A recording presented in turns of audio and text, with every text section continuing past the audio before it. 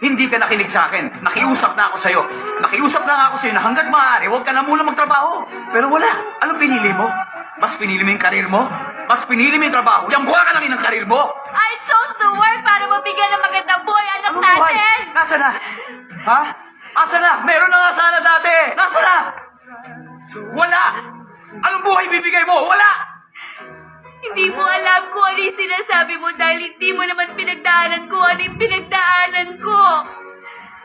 Dahil hindi mo alam kung ano yung hirap na pinagpapasapasahan ka ng mga kamag-anak mo dahil wala ka ng magulang.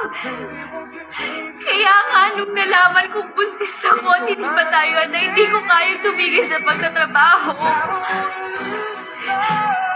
Masama ba yun? Masama ba na maghangad ako ng magandang buhay para sa anak ko?